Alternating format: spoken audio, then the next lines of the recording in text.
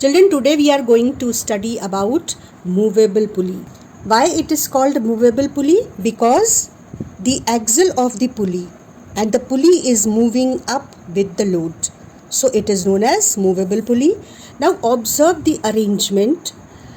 Here is this pulley and the string, the intact part of this pulley block system. This pulley is not a simple disc. It has few specifications. इसका frame और ये पुली massless हैं, ये load के साथ add नहीं हो रही हैं और लोड को बढ़ा नहीं रही हैं. ये कंडीशन है इसकी, किसकी? आइडियल पुली की, चाहे वो फिक्स पुली हो चाहे वो मूवेबल पुली हो. इसके बाद इसकी जो ग्रूव है और इस थ्रेड के बीच में कोई भी फ्रिक्शनल फोर्स नहीं है. आइडियल पुली की कंडीशन नंबर 2. और ये जो एक्सल है और जो पुली है इसके बीच भी कोई फ्रिक्शन नहीं है. आइडियल पुली की कंडीशन नंबर 3. इसके बाद ये जो स्ट्रिंग है ये इनएक्सटेंसिबल है.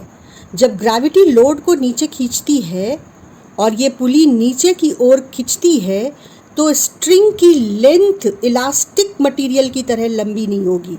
इनएक्सटेंसिबल, इनइलास्टिक, ये है आइडियल पुली की कंडीशन नंबर 4. और ये जो मास है इस स्ट्रिंग का ये इतना हल्का है कि हम इसे नेग्लिजिबल मान सकते हैं. मतलब पुली ब्लॉक, ये फ्रेम पुली और ये स्ट्रिंग दोनों मासलेस हैं. ये है आइडियल पुली का कंडीशन नंबर 5. तो इतनी कंडीशंस जब फुलफिल होती हैं तब हम कहते हैं कि ये आइडियल पुली सिस्टम है. और जो डिस्कशन हम अभी करेंगे वो आइडियल पुली के लिए होल्ड करता है. अब इस अरेंजमेंट को ध्यान से देखो. जब ग्रेविटेशनल पुल इस लोड को नीचे खींचेगा तो ये दोनों स्ट्रिंग्स मिलकर इस लोड को होल्ड करेंगी, संभालेंगी, नीचे जाने से रोकेंगी. जैसे हमने दोनों हाथों से, अपने 2 हाथों से इस लोड को संभाल रखा हो, ये कुछ वैसी सिचुएशन है. लाइक दिस, है ना? तो ये दोनों स्ट्रिंग्स मिलकर इस लोड को होल्ड कर रही हैं. आई थिंक ये बात तुम्हें क्लियर हो रही होगी. तो इस स्ट्रिंग के टाइट होने की वजह से जो फोर्स ये स्ट्रिंग एक्सर्ट करती है उसको हम जानते हैं कि हम टेंशन बोलते हैं. ये स्ट्रिंग मासलेस है, इन इलास्टिक है, ये पुली भी और ब्लॉक भी मासलेस है. तो ऐसी कंडीशन में, आइडियल कंडीशन में, इस स्ट्रिंग में थ्रू आउट, टाइट स्ट्रिंग में टेंशन फोर्स सेम रहेगा. तो अगर 2 सेगमेंट स्ट्रिंग के मिलकर लोड को संभाल रहे हैं तो स्ट्रिंग ऊपर की ओर, इधर की ओर और ऊपर की ओर इस सेगमेंट में दोनों तरफ टेंशन फोर्स लगा रही है और T प्लस T मिलकर लोड L को या इसके वेट को संभाल रहे हैं. ठीक, तो हम कहेंगे कि T plus T twice T is equal to load of this load suspended block.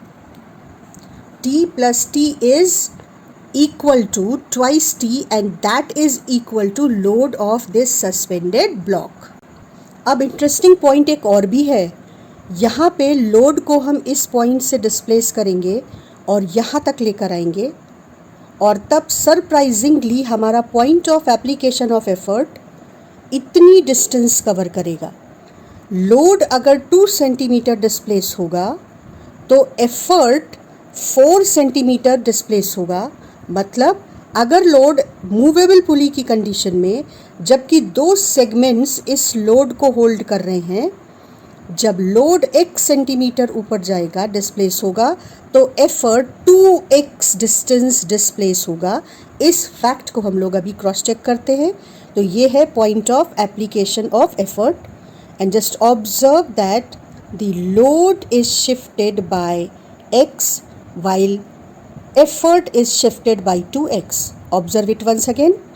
When I am shifting the load by x यानी 2 सेंटीमीटर here, तो देखो एफर्ट कितना ऊपर चला गया? एफर्ट चला गया 4 सेंटीमीटर ऊपर. तो ये हो गया डिस्प्लेसमेंट ऑफ एफर्ट और डिस्प्लेसमेंट ऑफ लोड के बीच का रिलेशन. जबकि सिंगल मूवेबल पुली है और सिर्फ 2 स्ट्रिंग सेगमेंट लोड को होल्ड कर रहे हैं. क्लियर हो रही है बात बेटा? Children, I am holding 40 gram weight here and I want to know how much effort I am applying to lift this 40 gram weight. So let us see, I am applying effort with help of a spring balance, and let us see what is the reading in the spring balance. So it is slightly more than 20, because our pulley is not an ideal one. So 20 gram force is effort applied, and using that force we are lifting 40 gram force load, right? Children, when we pull this string at this point, this whole string is tight and a tension is produced in this string. Every particle of this string is experiencing the pull which I am exerting here, and this hook or the rigid point where this string is attached, that hook is also experiencing that pull in downward direction. अब हम लोग इस string के अंदर जाकर देखेंगे कि इसके अंदर असल में हो क्या रहा है जब हम इस पॉइंट से इस स्ट्रिंग को नीचे पुल कर रहे हैं, और फिर जब ये स्ट्रिंग एक पुली के अराउंड गोल घूम कर पास होती है उसके ग्रूव से, तब क्या होता है। अभी जब ये स्ट्रिंग इस पुली के ग्रूव से होकर पास हो रही है और इस तरीके से कर्व्ड हो गई है, तब इसके अंदर क्या चेंजेस आए हैं। बेटा, how pulley works that depends upon the forces acting on the पुली।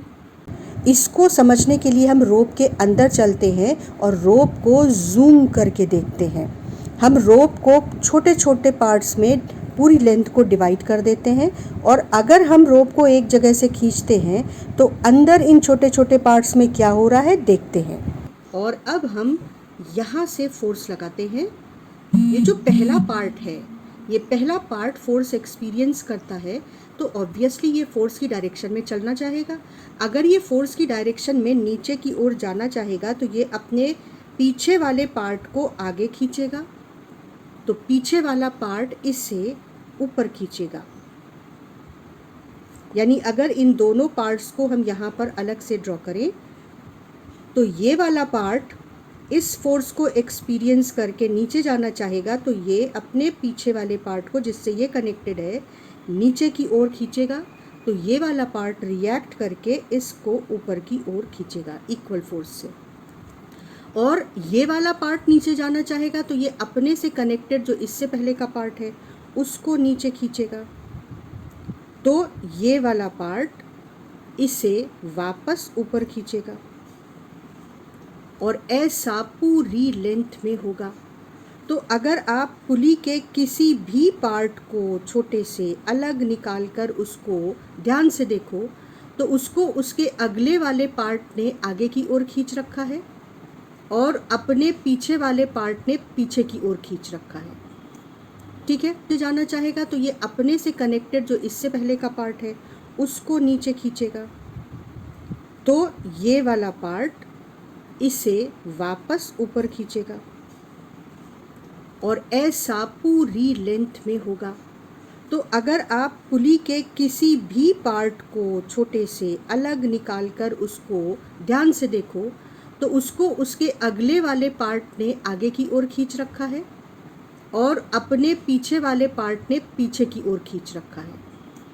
ठीक है, अब ये दोनों फोर्सेस, मान लो इसको मैं कहूँ F1 और इसको कहूँ F2। ठीक, तो F1 नीचे की ओर लग रहा है और F2 पीछे की ओर लग रहा है। F1 आगे वाला पार्ट खींच रहा है उस वजह से लग रहा है, और F2 इसके पीछे वाला पार्ट इसे जो पीछे खींच रहा उसकी वजह से लग रहा है। तो F1 माइनस F2 को हम बोलेंगे रिजल्टेंट फोर्स या net force acting on the part of the pulley, और F1 माइनस F2 को इक्वल होना चाहिए mass of this part into acceleration of this part. क्यों? क्योंकि न्यूटन का सेकेंड लॉ कहता है कि force is equal to mass into acceleration. Body जिसका मास m है उस पर अगर F फोर्स लग रहा है तो उसको a एक्सेलरेशन प्रोड्यूस होगा, लेकिन अगर उस पर एक से ज़्यादा फोर्सेस लग रहे हैं तो फिर हम एक फोर्स नहीं, हम कहेंगे जितने भी फोर्सेस लग रहे हैं उनका जो रिजल्टेंट है वो उस मास m वाली बॉडी में ए एक्सेलरेशन प्रोड्यूस करेगा। अब यहाँ आता है आइडियल पुली के खास कैरेक्टरिस्टिक पॉइंट्स का जिक्र करना। कैरेक्टरिस्टिक ऑफ आइडियल पुली क्या है, इसको हम पहले भी डिस्कस कर चुके हैं और ये हमारे दिमाग में बराबर रहना चाहिए कि पुली मासलेस हो, स्ट्रिंग मासलेस हो। अब मासलेस का मतलब है इतनी हल्की हो कि उसके मास को हम नेग्लिजिबल मान सकें, और आप समझ सकते हो कि आइडियली ये दोनों कंडीशंस बिल्कुल नहीं होती हैं। इसीलिए जो डिस्कशन हम आइडियल पुली के लिए कर रहे हैं उसमें हम मॉडिफिकेशन करके फिर ये बताते हैं कि प्रैक्टिकली इन रिजल्ट्स में चेंज दिखेगा हमें। और इसके अलावा पुली और रोप के बीच फ्रिक्शन ना हो, पुली और एक्सल के बीच फ्रिक्शन ना हो, और ये दोनों कंडीशंस भी आइडियली पॉसिबल है, प्रैक्टिकली पॉसिबल नहीं है। तो इन सब कंडीशंस के लिए पहले हम आइडियल पुली के लिए डिस्कशन करते हैं। अब अगर दोनों फोर्सेस आप देखो F1 माइनस F2, तो नेट फोर्स की जगह पर आप रखोगे कि F1 minus F2 is equal to, अभी अभी हमने क्या कहा कि स्ट्रिंग मासलेस है, तो उसका छोटा सा पार्ट भी मासलेस है। तो मास अगर ज़ीरो हो गया तो राइट हैंड साइड तो ज़ीरो हो गया, और अगर राइट हैंड साइड ज़ीरो हो गया तो हमारी इस इक्वेशन से हमको मिलता है F1 बराबर F2। F1 जो इस पार्ट के आगे वाला पार्ट खींच रहा है जिस फोर्स से, और F2 जो इस पार्ट के पीछे वाला पार्ट इसको खींच रहा है ना। तो ये दोनों फोर्सेस इक्वल हैं, यानी हर पार्ट एक दूसरे को इक्वल फोर्स से और ऑपोजिट फोर्स से खींच रहा है। तो सारे पार्ट्स में ये जो फोर्स है ये इवनली ट्रांसफ़र हो गया है, और पूरी स्ट्रिंग में टेंशन कैसा है, इक्वल है। तो जब हमने ये बात समझ ली कि स्ट्रिंग के अंदर क्या चल रहा है, स्ट्रिंग के हर छोटे से पार्ट में उसको आगे और पीछे दोनों तरफ से फोर्स लग रहे हैं, एक्शन रिएक्शन पेयर्स हैं ये सारे, और मासलेस होने की वजह से ये सब इक्वल है। अब हमने रोप को पुली के ग्रूव से होकर पास कराया, ठीक, और हमारा फोर्स किधर लग रहा है, ये इस तरीके से ऊपर की ओर लग रहा है। तो डिस्कशन को बिल्कुल उसी तरह से ले चलते हैं कि ये वाले पार्ट को जब मैंने ऊपर की ओर फोर्स लगाकर खींचा तो ये अपने पीछे वाले पार्ट को भी आगे खींचेगा। तो इसने एक्शन एक्सपीरियंस किया आगे, तो इसने इसको भी पीछे रिएक्ट करके खींचा, ठीक। तो हर पार्ट अपने पीछे वाले की वजह से एक फोर्स एक्सपीरियंस करेगा और अपने आगे वाले की वजह से भी एक फोर्स एक्सपीरियंस करेगा। तो वो फोर्सेस इस तरीके से हम हर पार्ट पर दिखा रहे हैं, और मैंने रिपीट किया इसे जिससे कि तुमको अगर कहीं कन्फ्यूज़न है तो तुम बेहतर क्लियर हो पाओ। अब हम इस पार्ट पर आते हैं जो ग्रूव के चारों ओर है। मैंने रोप के इस हिस्से को एक छोटा सा पार्ट मान लिया, और अब हमने कहा कि इस पर एक फोर्स तो ये वाला पार्ट अपनी तरफ खींच के लगाएगा, है ना। ये फोर्स जो है ये ट्रांसफ़र हो रहा है यहाँ तक, तो ये वाला पार्ट इसको अपने साथ आगे खींचना चाहेगा, और ये वाला पार्ट इसको अपने साथ आगे खींचना चाहेगा। और हम इन्हीं दोनों पार्ट्स में इंटरेस्टेड हैं, क्योंकि ये दोनों पार्ट्स इस लोड को होल्ड करने के लिए जो टेंशन फोर्स है उसकी डायरेक्शन डिसाइड कर देते हैं। और ये जो टेंशन फोर्स है ये दोनों सेगमेंट में रोप के लगकर और इस लोड को इस तरीके से होल्ड करके रखता है, लोड को नीचे नहीं जाने देता है। तो अब ये समझना कि क्यों हम टेंशन फोर्सेस को इस तरीके से पुली पर यहाँ पर ऊपर की ओर दिखाते हैं, क्यों हम कहते हैं कि ये दोनों टेंशन्स मिलकर इस लोड के वेट को होल्ड कर रहे हैं, बैलेंस कर रहे हैं अगर ये इक्विलिब्रियम में है। और क्यों हम कहते हैं कि जब हम रोप को एक एंड से पुल करते हैं तो वो जो टेंशन फोर्स है वो इवनली पूरी रोप में डिस्ट्रीब्यूट हो जाता है, ट्रांसफ़र हो जाता है, क्योंकि हम इस रोप को मासलेस मान के डिस्कशन करते हैं। अगर मासलेस नहीं होगा तो ऐसा नहीं होगा, through out the rope tension same नहीं होगा। तो यहाँ पर ये वो कंडीशन है जब हम मूवेबल पुली पर एक फ्री एंड पर फोर्स लगाते हैं और ये दोनों टेंशन फोर्सेस लोड को बैलेंस करते हैं, और फिर अगर हम इसको धीरे धीरे बिना इसको एक्सेलरेट किए सिस्टम को, बिना इसकी काइनेटिक एनर्जी को चेंज किए बहुत स्लो मोशन देते हुए अगर हम इस एंड को लिफ्ट करते हैं तो ये पुली और ये रोप मिलकर इस लोड को ऊपर लिफ्ट करते हैं। और इस पूरे डिस्कशन में देखेंगे कि एफर्ट लोड से आधा लगाकर हम दुगना लोड ऊपर खींच पाते हैं। लेकिन उसके लिए जूम करके रोप के अंदर जो कुछ हो रहा है उसको एक बार समझने से हमको थोड़ा थोड़ा पिक्चर क्लियर होती है कि कैसे पुली काम करती है। इसके अलावा ये आंसर भी हमको यही मिलता है कि ना सिर्फ tension through out the rope same होता है अगर मासलेस हो रोप तो, और क्यों हम कहते हैं कि जो एफर्ट है हमारा वो टेंशन के बराबर है। हमने इस पार्ट को अलग से बनाया और ये है हमारा वो फोर्स जिसे हम एफर्ट कहते हैं। अब जो इस पुली को, इस रोप को हम आगे की ओर खींच रहे हैं तो ये अपने पीछे वाले पार्ट को आगे की ओर खींचता है और पीछे वाला पार्ट इसको रिएक्ट करके पीछे की ओर खींचता है, और ये जो फोर्स है यही तो टेंशन फोर्स है।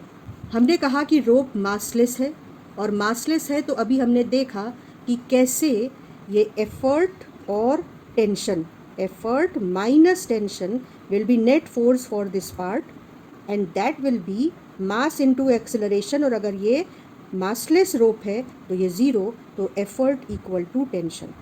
तो क्यों हम कहते हैं कि इक्वल टेंशन पूरी रोप पर जाएगा और क्यों एफर्ट को टेंशन के बराबर लेते हैं वो हम यहाँ पर क्लियरली समझ पाएंगे। और सेम लॉजिक से जब हम मूवेबल पुली पर इस जगह पर एफर्ट ऊपर की ओर लगाते हैं तो जो इस पार्ट पे नीचे की ओर फोर्स लग रहा है इसको हमेशा अलग करके देखना बेटर रहेगा। ये है हमारा एफर्ट, और इस पार्ट पे नीचे की ओर जो इस पार्ट का फोर्स लग रहा है जो फाइनली टेंशन के फॉर्म में डेवलप हो रहा है, तो ये मासलेस है, इसलिए effort equal to tension. Clear हो रही है बात बेटा? तो अब हम मेन डिस्कशन पर आ जाते हैं कि ये पुली है हमारी, ये लोड है, ग्रेविटी की वजह से इसका वेट जो है वो नीचे की ओर एक्ट कर रहा है, और यहाँ से हम इस पॉइंट से जिसे हम P कह रहे हैं यहाँ पर हम एफर्ट अप्लाई कर रहे हैं। तो point of application of effort है, ये ऊपर की ओर एफर्ट अप्लाई कर रहे हैं। और अभी हमने देखा था कि ये जो छोटा सा पार्ट है इस पर टेंशन फोर्स नीचे की ओर लगेगा अगर हम एफर्ट ऊपर की ओर लगा रहे हैं, है ना। तो एफर्ट इक्वल टू टेंशन है, ये हमने जूम करके अंदर जो कुछ हो रहा है उससे समझ लिया। और इसके अलावा ये जो कर्व हो जाने की वजह से वो सेगमेंट में बट गई रोप, है ना, और ये वाला सेगमेंट जो है वो जो टेंशन फोर्स एक्सपीरियंस कर रहा था और ये वाला सेगमेंट जो टेंशन फोर्स इन दो पॉइंट्स पर एक्सपीरियंस कर रहा था, वही दो टेंशन फोर्सेस इस लोड को होल्ड करने के काम आने लगे। तो इसीलिए हमने कहा कि जब बैलेंस्ड सिचुएशन है तो 2T is equal to weight or load. So therefore we said that load is balanced by the tension of the two segments T plus T and effort is equal to tension. तो effort tension के बराबर है और load twice tension के बराबर है, तो हम कह सकते हैं कि effort load का just half है। तो पहला पॉइंट हमको समझ में आया कि मूवेबल पुली में we gain force।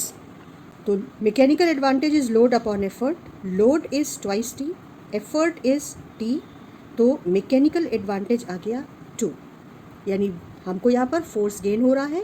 Half effort apply करके हम अपने से एफर्ट से डबल लोड को ऊपर लिफ्ट कर पा रहे हैं, लेकिन जिस डायरेक्शन में हम एफर्ट अप्लाई कर रहे हैं वो अनकम्फर्टेबल है, ये हमारे बैक ऑफ माइंड में रहना चाहिए।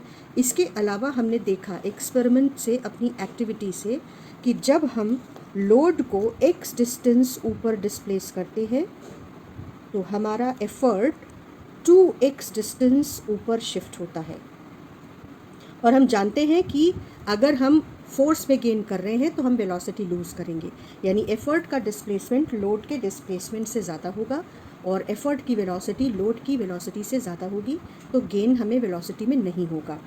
ये जो पॉइंट है ये वेलोसिटी रेशियो में हमको काम आएगा।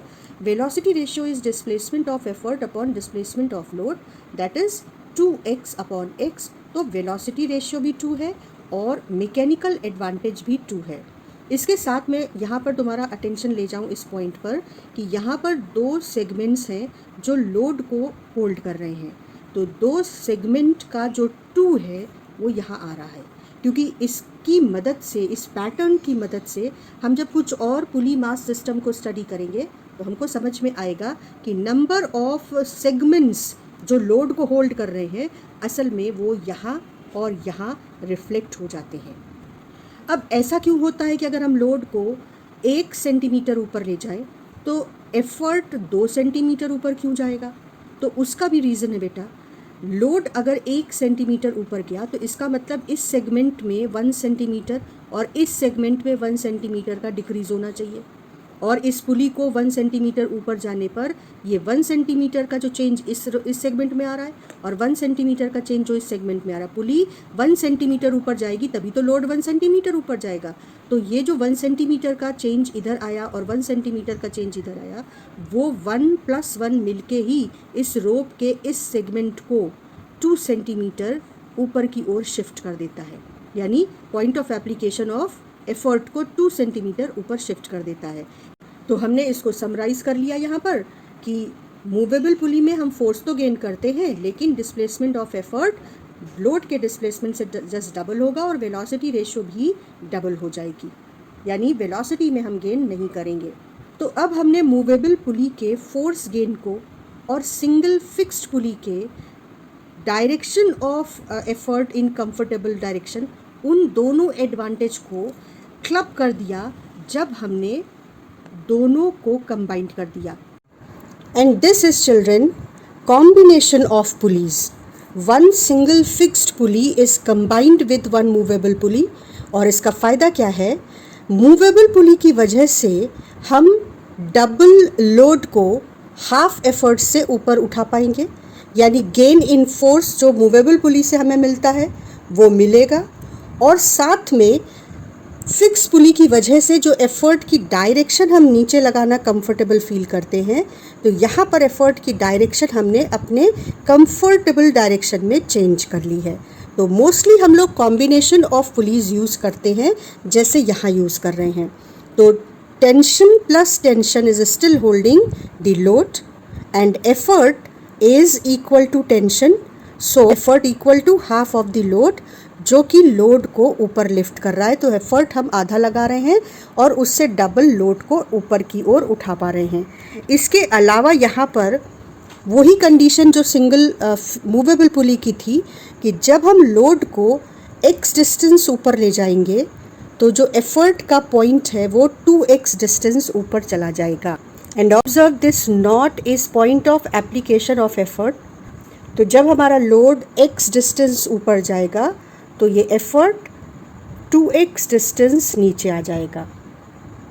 ठीक, तो जो सिंगल मूवेबल पुली के कैरेक्टरिस्टिक्स थे वो भी यहाँ पर हैं और सिंगल फिक्स पुली का कैरेक्टरिस्टिक भी यहाँ पर है। इसीलिए कॉम्बिनेशन ऑफ पुलीज है जो हम हमेशा यूज़ करते हैं। तो अब देखो, ये जो मूवेबल पुली में एक रोप थी और वो इस तरीके से ग्रूव से टिप से पास होकर इस तरीके से ऊपर जा रही थी, उसी फ्री एंड को देखो, उसी फ्री एंड को हमने इस फिक्स पुली के ऊपर से पास करा दिया, और इस रोप का जो दूसरा एंड रिजिड सपोर्ट से था, उस रिजिड सपोर्ट वाले एंड को हमने इस फिक्स्ड पुली के ब्लॉक से कनेक्ट कर दिया। तो जो फिक्स्ड सपोर्ट से कनेक्टेड था उसको हमने फिक्स पुली के ब्लॉक से कनेक्ट किया। मूवेबल पुली के ग्रूव से पास कराते हुए जिस एंड पर हम एफर्ट अप्लाई कर रहे थे उस एंड को हमने फिक्स पुली के ग्रूव से पास करा दिया। तो अब हमारे एफर्ट की डायरेक्शन डाउनवर्ड हो गई, तो हमें ये एडवांटेज फिक्स पुली का मिल गया। और इसके अलावा यहाँ पर अभी भी दोनों सेगमेंट्स लोड को होल्ड कर रहे हैं, इसलिए load will be equal to 2t, effort with the same logic will be equal to t only. तो हम लोग जैसे मैकेनिकल एडवांटेज गेन कर रहे थे पहले, it was load upon effort, load equal to twice the tension force था और effort equal to tension force था। तो मैकेनिकल एडवांटेज हम इस पुली की वजह से अभी भी गेन कर रहे हैं और इसका एडवांटेज भी साथ में जुड़ गया। और इसी तरीके से जब ये पुली 1 सेंटीमीटर ऊपर गई तो ये लोड उसके साथ 1 सेंटीमीटर ऊपर गया, तो इस हिस्से में 1 सेंटीमीटर का चेंज आया और इस हिस्से की रोप की लेंथ में 1 सेंटीमीटर का चेंज आया। ये दोनों मिलकर इस पॉइंट को 2 सेंटीमीटर नीचे ले जाते हैं और इसलिए वेलोसिटी रेशियो जो कि displacement of effort upon displacement of load है वो इक्वल टू ट्वाइस ही रहता है। इस तरीके से कॉम्बिनेशन से हम दोनों ही पुलिस के एडवांटेजेस को क्लब करके अपने लिए एक बहुत ही कमाल की मशीन बना लेते हैं। तो अब नेक्स्ट क्लास में हम पूरी तरह से एंजॉय करेंगे कॉम्बिनेशन ऑफ पुलिस के डिफरेंट अरेंजमेंट को। लेकिन उससे पहले तुमको इनके कॉन्सेप्ट्स जो थे फोर्सेस के, खासकर Y effort is equal to tension, Y load is equal to twice tension, rope को जूम किया तो उसके अंदर फोर्सेस का क्या खेल चल रहा है, ये थोड़ा सा समझना पड़ेगा, मेहनत करनी पड़ेगी।